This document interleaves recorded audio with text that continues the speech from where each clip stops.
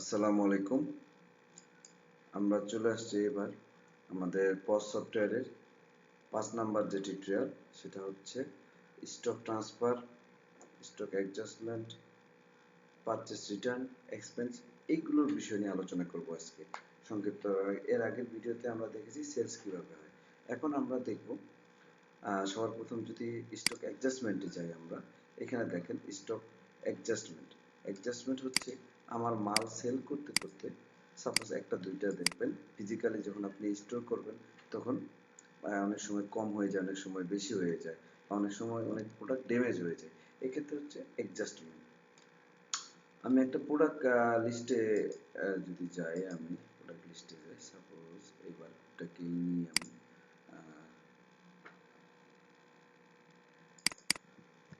বারকোডটা নিলাম, সেটা 7 আপ আমার স্টকে আছে 567।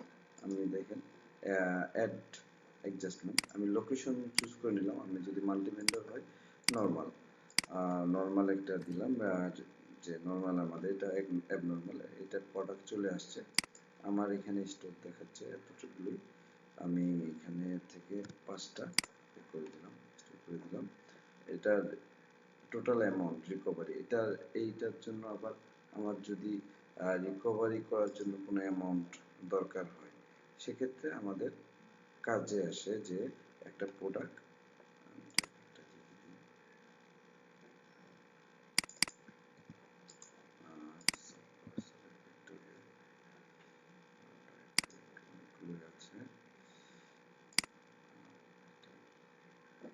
প্রাইসগুলো, আমাদের ইউনিট প্রাইসগুলো এখানে যা ছিল, এখানে আমাদের ইউনিট প্রাইস দেওয়া নেই, সে কারণে এটা আসতেছে না। আমি আবার একটা নিই যেটা ইউনিট প্রাইস আমাদের দেওয়া আছে, এটা 20 টাকা আছে, আপনাদের জন্য সুবিধার জন্য করতেছি।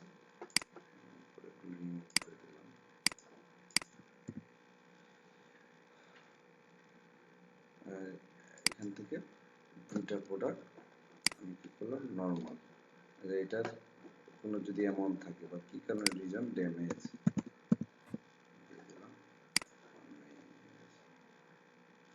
খুলেছে। আমার এখানে কি ছিল, 5টা 969।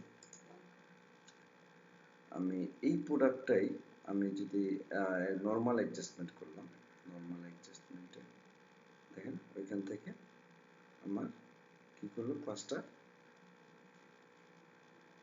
না দুইটা, সরি আমি দুটা করেছিলাম স্টকে, সেখানে 959টা ছিল, দুইটা নর্মাল করলাম, কি দুইটা বেড়ে গেছে। আবার যদি আমি জাস্ট লাইক আবার নর্মাল একটা করি, একটা হচ্ছে অ্যাবনর্মাল,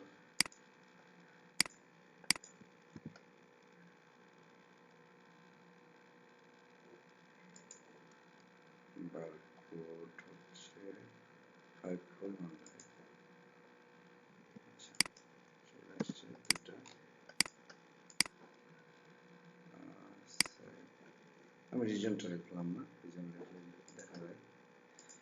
এবার দেখি,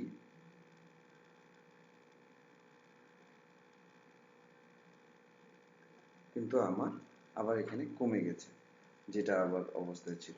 তার মানে কি, আমার এখানে দুইটা হয়, নর্মাল করলে বাড়ে, অ্যাবনর্মাল করলে কমে স্টক থেকে। এটা হচ্ছে আমার অ্যাডজাস্টমেন্ট। কোনো সময় অনেক প্রোডাক্ট যদি আমি এখানে রিমুভ করে দিই, তাহলে সেটা আবার আগের অবস্থায় চলে যাবে। এটা হচ্ছে অ্যাডজাস্টমেন্ট করার জন্য। কোনো প্রোডাক্ট যদি অ্যাডজাস্টমেন্ট করা লাগে, সেক্ষেত্রে আমাদের এভাবে আমরা অ্যাডজাস্টমেন্ট করব। খুবই ইজি, না বুঝলে তো আমরা আছি, আমাদের সাথে কন্ট্যাক্ট করলে আমরা বলে দিতে পারবো যে কোনো প্রোডাক্ট যদি ফিজিক্যালি করার পর স্টক কমে যায়, বেড়ে যায়, তাহলে অ্যাডজাস্টমেন্ট করবো। আবার আমি ভিডিওটা শর্ট করার চেষ্টা করতেছি যেন আপনাদের সময় না যায়। এবার হচ্ছে পারচেস রিটার্ন। আমি পারচেস রিটার্নে যদি যাই, লোকেশন আমি সিলেক্ট করব, সাপ্লায়ার, যে সাপ্লায়ারের কাছে এই মালটা আমি রিটার্ন করতে চাচ্ছি, পারচেস রিটার্ন আমি কয়টা করতে চাচ্ছি, 5টা করতে চাচ্ছি, বা 9টাই করি যদি, কত টাকা, এত টাকা। এবং এটারও রিকভারি যদি অ্যামাউন্ট থাকে সেটা দিতে পারবো। আবার লট ধরেও আমি দিতে পারবো, আমি যে কোন লটে এসে যাচ্ছে ডেটটাও আমি সিলেক্ট করে দিতে পারবো। আমি যদি এখানে পারচেস রিটার্ন করে দিই,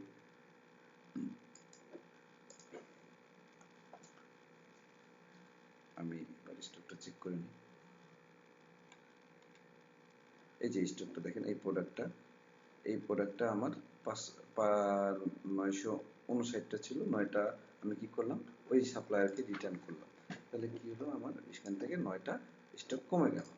তার মানে আমি এইভাবে ইজিলি আমি যেগুলো সাপ্লায়ার কাছে পেমেন্ট যাদের কাছে নিয়মিত হয়, কারণ সাপ্লায়ারদের তো আমাদের কাছে অ্যাকাউন্টস থাকে, ওই অ্যাকাউন্টস অনুযায়ী আমি সিলেক্ট করে দিই, সাপ্লায়ার সিলেক্ট করে দিই, ওই হিসাবে সেই সাপ্লায়ারের রিপোর্ট আবার চলে যায়। এখানে আমি প্রথমে লোকেশন, যদি মাল্টি লোকেশন থাকে, যেহেতু সিঙ্গেল লোকেশন সাপ্লায়ার এখানে আছে, সাপ্লায়ার যারা সিলেক্ট করবো ওই প্রোডাক্টটা নিব, সিম্পল ভাবে প্রোডাক্টটা রিটার্ন হয়ে যায়। আর একটা হচ্ছে এক্সপেন্স। আমি এই এক্সপেন্স, অ্যাড এক্সপেন্সে গেলে আমি ব্যালেন্সটা দেখে নিই, আজকে ব্যালেন্স কতটা আছে। রেজিস্টারে গিয়ে দেখতে পারবো, আমরা ড্যাশবোর্ড থেকেও আমরা দেখতে পারবো 550 টাকা। এখানে এক্সপেন্স ক্যাটাগরি অনেকগুলোই দিতে পারেন, ক্যাটাগরি তৈরি করে নিতে পারেন, যে এক্সপেন্স ক্যাটাগরি যদি আগে থাকে, যেমন স্যালারি টাইপের ক্যাটাগরি থাকে, বাসা ভাড়া, অফিস ভাড়া, বিদ্যুৎ বিল, এগুলো তো যেগুলো ডিফল্ট সেগুলো আপনি দিতে পারেন, যে হ্যাঁ ঠিক আছে এগুলো আমাদের কন্টিনিউ স্যালারি ক্যাটাগরি তৈরি করে নিলাম। কারণ এখানে মাল্টি ইউজার আছে, যারা ইউজার থাকে সেই ইউজার সিলেক্ট করে দিতে পারেন, যে ডেমো সার্ভার বা রাসেল, যে কাউকে সিলেক্ট করলে ওই অ্যাকাউন্টসে সে এই এক্সপেন্সটা তার খাতে সেই অ্যাকাউন্টস থেকে খরচ হয়েছে আমি সিলেক্ট করে দিতে পারি এখান থেকে। সাপোজ ডেমো অ্যাডমিন না করে ডিফল্ট ভাবে অ্যাডমিন নিয়ে নেয়, এই নোট দিতে পারি, যদি কোনো ড্রাফট থাকে ইনভয়েসগুলো, সেগুলো আমি অ্যাড এক্সপেন্স করে ফেলাইলাম। করে ফেলার পরে এখানে 10 টাকা দিচ্ছে অলরেডি পেইড, 10 টাকা কি করছে সার্ভার পেইড করে দিচ্ছে।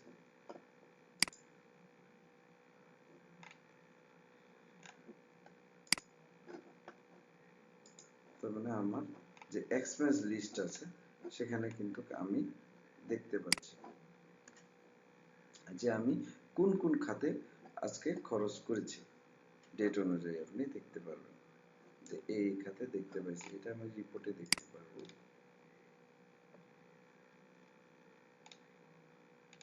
রিপোর্ট আছে, রিপোর্টগুলো নিয়ে আমরা একটা আলাদা ছোট টিউটোরিয়াল করব, যেগুলো প্রত্যেকটা ডেফিনিশন বলে দেবো আর কি। যেহেতু আমার একটা অলরেডি আছে যে ডেট অনুযায়ী, এখানে আমি সার্চ করলে ক্যাটাগরি যদি সার্চ করি তাহলে আমি রিপোর্ট পেয়ে যাব যে কত টাকা আমি খরচ করতেছি। তার মানে আপনারা ইজিলি বুঝতে পারলেন, অলরেডি 8 মিনিটের ভিডিও হয়ে গেছে। আমি চেষ্টা করি শর্ট ভিডিও করার, আমি কিভাবে এখান থেকে অ্যাডজাস্টমেন্ট করব, প্রোডাক্ট রিটার্ন করব এবং এক্সপেন্স করব। এরপরে শুধু যেটা আপনাদের দেখাবো আমি, সেটা হচ্ছে রিপোর্ট এবং স্টক ট্রান্সফার, এই দুটো দেখাবো, ব্যালেন্স ট্রান্সফার। ওকে, ভিডিওগুলো দেখার জন্য ধন্যবাদ। এর মধ্যে যদি কোনো ভিডিও বুঝতে আপনাদের অসুবিধা হয় তাহলে আমাদের ফোন নাম্বার আছে, যোগাযোগ করবেন, অবশ্যই সমাধান করব ইনশাল্লাহ। নেক্সট ভিডিও দেখার জন্য অনুরোধ করছি। আসসালামু আলাইকুম।